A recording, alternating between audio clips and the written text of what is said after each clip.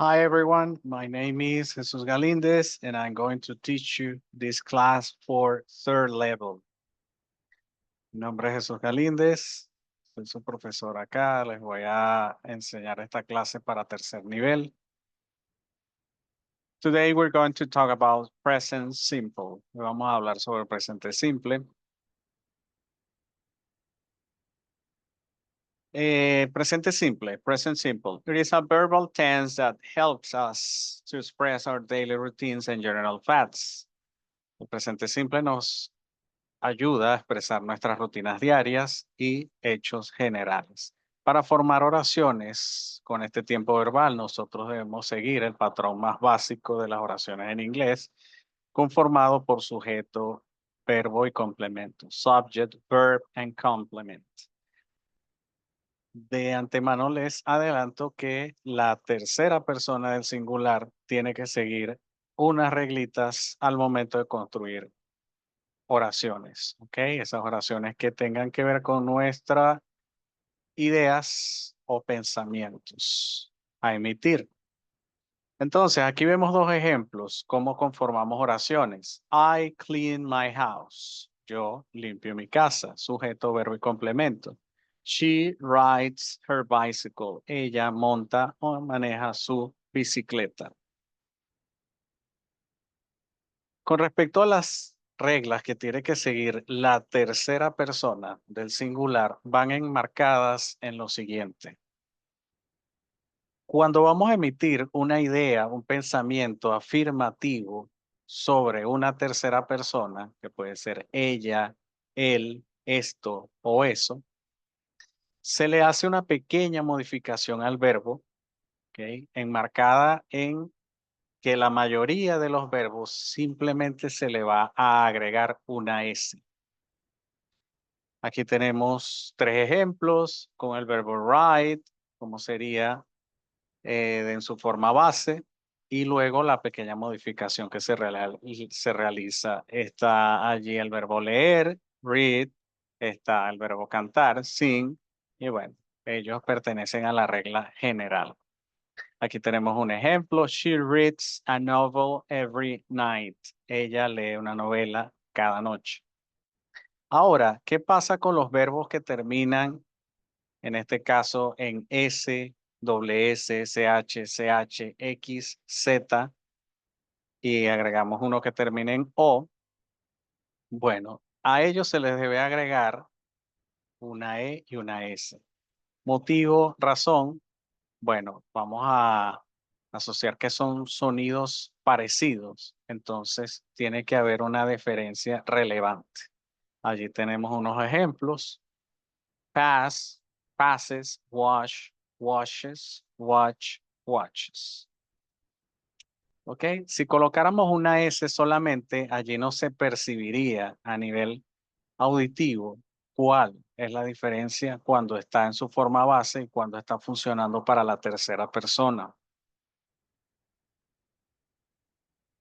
Para los verbos que terminan en Y y antes de ella va una consonante, gráficamente yo debo remover esa Y, colocar una I latina y agregar ES.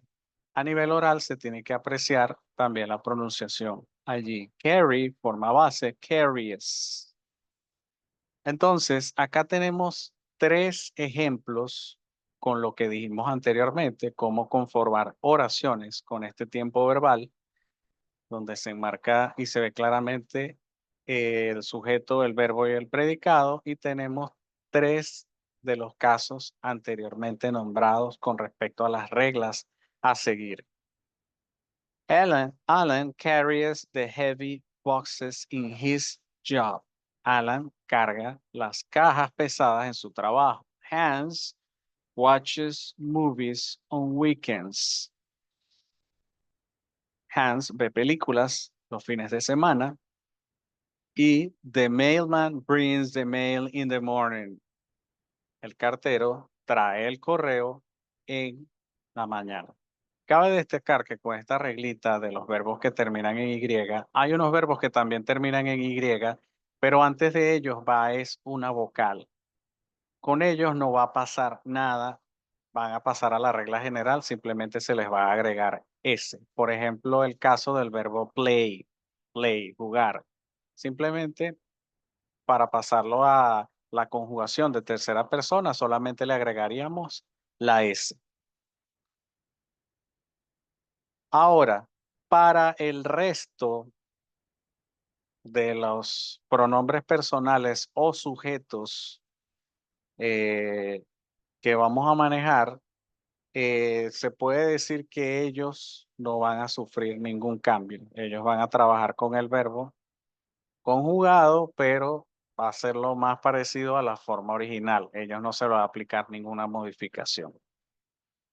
Ahora, al momento de formular preguntas, asking questions, aquí dice, ¿verdad?, que necesitamos el auxiliar do y el does. We need the auxiliars do and does.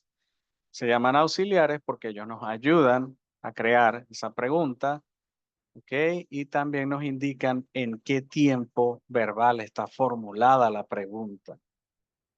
Auxiliaries help us to create questions and indicate the tense of the question. Inmediatamente al yo visualizar o a escuchar una pregunta que comienza por el do o el das, yo debo estar en la capacidad de identificar que me están realizando la pregunta en tiempo presente. Vamos con el auxiliar do. Y dice que trabaja con los sujetos del plural y la excepción en este caso, o las excepciones que serían you y el pronombre I. Y podemos decir de una vez que se debe colocar al principio de la pregunta. Aquí tenemos dos ejemplos. El primero, do you pay your bills? ¿Tú pagas tus cuentas? Do we practice our lessons daily? Nosotros practicamos nuestras lecciones diariamente. Bueno, esta sería una pregunta sí o no, a yes or no question. Y allí está estructurado cómo debemos formular esa pregunta. Auxiliar al principio, luego el sujeto a quien va dirigida la pregunta, luego el verbo de acción y un posible complemento. No menos importante, el símbolo de interrogación. Ahora, en esta segunda pregunta, tenemos también reflejado en esa diapositiva cómo responder.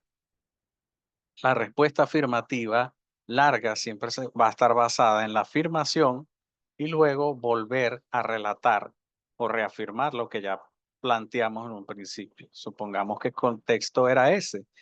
Alguien dijo, nosotros practicamos nuestras lecciones diarias. Una respuesta corta, sí, nosotros lo hacemos. Yes, we do. Enmarcada en afirmación, sujeto y el auxiliar. Ahora, vamos a negar. ¿Cómo negamos? Vamos a hablar de la respuesta negativa larga, conformada por la primera negación, no, luego viene una coma, allí a nivel gráfico, el pronombre personal o las personas de quienes estamos hablando, el auxiliar y en la segunda negación, ¿ok? Con el adverbio de negación, not. Luego viene el verbo, en este caso es practice, y el complemento. Vamos a negar de manera corta. No, we do not. We do not. Pero también tenemos una contracción que se puede realizar allí, que es el don't. Don't. Ahora, para formular preguntas con el auxiliar das. Él trabaja exclusivamente con la tercera persona del singular, que ya sabemos que a nivel de pronombres personales son he, she, and it. También este se coloca al principio de la pregunta. It also should be placed at the beginning of the question. Y aquí tenemos tres preguntas. Tenemos, por ejemplo, does he paint houses? Él pinta casas. Does she carry those babies? Ella carga aquellos bebés. Does it work well? Eso funciona bien. Poniendo un contexto posible, se están refiriendo a la lavadora. Ahora, aquí tenemos un ejemplo donde visualizamos la modificación en tercera persona y cómo formular preguntas con la tercera persona. Tenemos allí una oración que dice, Jennifer goes to the mall on Sundays. Jennifer va al supermercado, al centro comercial eh, los domingos. Y allí claramente vemos la modificación que se le hace al verbo a nivel gráfico. Está en rojo porque es un verbo que termina en O, está usando tercera persona, bueno, agregamos E y S. A nivel oral se pronuncia, como lo dijimos, goes. Ahora, vamos a formular la pregunta. Piensa lo que sucede al formular la pregunta. Does she go to the mall on Sundays? La modificación del verbo desaparece. ¿Por qué desaparece? Porque allí está al principio el auxiliar, que en ese momento es el encargado de indicar el tiempo verbal en el que está formulada esa pregunta. Entonces no es necesario que el verbo también tenga la modificación. Allí el verbo vuelve a su forma original. Entonces así queda allí. Does she go to the mall on Sundays? Ahora, vamos a responder positivo. Ya dijimos previamente que la respuesta afirmativa larga se encarga de reafirmar lo que se dijo anteriormente. Yes, she goes to the mall on Sundays. Sí, ella va al centro comercial los domingos. Yes, she does. Sí, ella lo hace.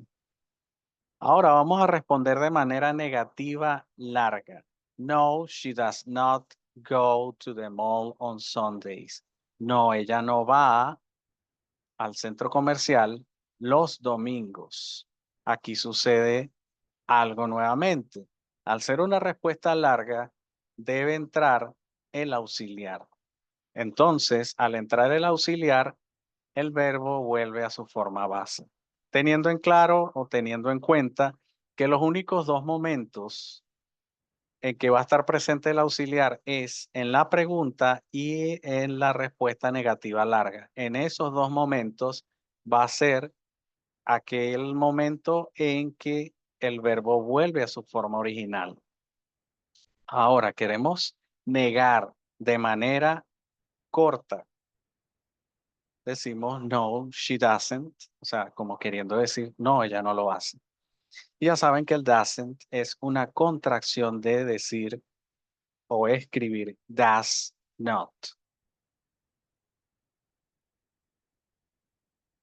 Ya vimos cómo formular preguntas sí o no, yes or no questions. Son preguntas que principalmente están dirigidas para responder sí o no, porque puede ser porque estamos tratando de confirmar una información o queremos que se nos repita, ¿verdad? Queremos que aclarar una duda. Ahora, ¿cómo interactúa el tiempo verbal presente simple con las preguntas WH, WH questions? Aquí dice, we combine this tense with WH questions and we will go beyond yes or no question. Nosotros combinamos este tiempo verbal con las preguntas WH y nosotros iremos más allá de las preguntas sí o no. Recuerden que las preguntas sí o no, como lo acabamos de decir, están limitadas a un contexto de confirmar información y las respuestas son principalmente sí o no. En este caso, las WH nos permiten hacer preguntas de información donde las respuestas van a ser más amplias. Aquí tenemos ejemplos. Combinamos WH, ya lo dijimos. Luego colocamos el auxiliar, luego el sujeto, luego el verbo. Y por último, bueno, puede haber un contexto y un símbolo de interrogación para formular preguntas como estas. Where do you live? Where does she work? When does she call her mom? ¿Dónde vives? ¿Dónde trabaja ella? Cuando ella llama a su mamá. Which color do you like the most? ¿Cuál color te gusta más? How do you feel? ¿Cómo te sientes? How does she feel? Entonces, bueno, ya aquí apreciamos esta estructura, cómo formular estas preguntas y ya usted sabe cuáles pudieran ser las posibles respuestas. Esas respuestas están enmarcadas en los que dijimos anteriormente. Si nos ponen a responder, por ejemplo, la primera pregunta, Where do you live? ¿Dónde vives? Diríamos, I live in New York. Yo vivo en New York. Sujeto, verbo y complemento. Aquí hay unos tips que tenemos que tener en cuenta. Dice, ¿verdad? Debemos recordar que este tiempo verbal nos permite expresar nuestras acciones diarias. Y dice que nosotros nos sentiremos más cómodos al momento de tener conversaciones, porque esta va a ser otra herramienta para usar en favor de nosotros, haciendo nuestras conversaciones más largas.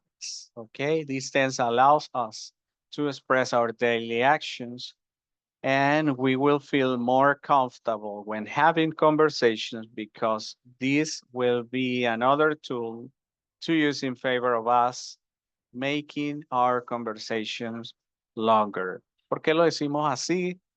Porque si solamente hasta el momento hemos visto verbo to be, el verbo to be me permite ya decir mis primeras ideas, pero estoy solamente en un contexto de decir, describirme a mí y a otras personas, presentarme a mí mismo y otras personas, tal vez decir alguna información personal como mi edad, mi religión, ajá, este, mi nacionalidad, mi profesión y por el otro lado me permite decir cómo me siento, ¿verdad? Si estoy molesto, si estoy feliz y mi ubicación, ¿verdad? ¿Dónde estoy? Estoy en la clínica, estoy en el supermercado, en el centro comercial. En cambio, con el tiempo verbal presente simple empezamos a trabajar con verbos de acción y empezamos a emitir ideas un poco más amplias para decir, como ya lo dijimos, eh, información personal, rutina diaria y hechos generales. Aquí tenemos una lectura. Here we have a reading. Tenemos una lectura que enmarca más o menos lo que les estoy diciendo previamente. Okay, nos habla sobre el trabajo de Tom.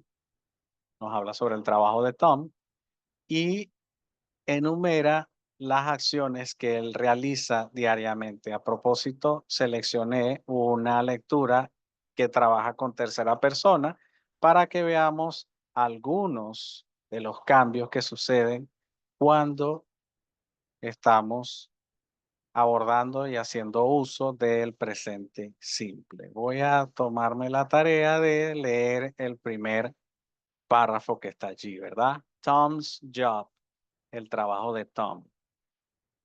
Tom works at a bank. Tom trabaja en un banco. He's the manager. He starts working every day at 8 a.m. Él es el manager. Él comienza a trabajar a las 8 de la mañana. He finishes work every day at 6 p.m. Él termina el trabajo cada día a las 6 p.m. He lives very close to the bank. Él vive muy cerca del banco. He walks to work every day. Él camina al trabajo cada día. His brother and sister also work at the bank. Su hermano y hermana también trabajan en el banco. But they do not live close to the bank. Pero ellos no viven cerca del banco. They drive cars to work. Ellos manejan, ¿verdad? Conducen sus carros al trabajo. They start working at 9 a.m. Ellos comienzan a trabajar a las 9 de la mañana. Aquí podemos apreciar lo que les dije anteriormente, la modificación que se hace en la tercera persona cuando estamos emitiendo pensamientos o ideas de manera afirmativa o declarativa sobre una tercera persona. Y a su vez, estamos viendo lo que es una rutina diaria, por ejemplo, en el caso de Tom, y verdades generales como el hecho de que sus hermanos no viven cerca del banco y que manejan sus carros, ¿verdad? Conducen sus carros hacia el trabajo. Por lo pronto aquí les voy a dejar una actividad, ¿ok? Que pide que escribas tu rutina diaria en una versión corta y comiences a practicar de esa forma el presente simple. Ya al tener dominio de este tiempo verbal, tú deberías ser capaz de ir diciendo tu vida diaria de la misma forma, con la misma facilidad que la dices en español. Aquí dice que debemos tratar de usar por lo menos 12 a 15 verbos. Si va a ser de manera general, sí, fácilmente podemos utilizar de 12 a 15 verbos. Bueno, esto fue toda la clase de hoy. Espero les haya gustado, espero la hayan comprendido y bueno, eh, allí a repasar y a estudiar. Muchas gracias por su atención y agradecimientos al Departamento de Extensión Académica. Thanks everyone and thanks for your attention.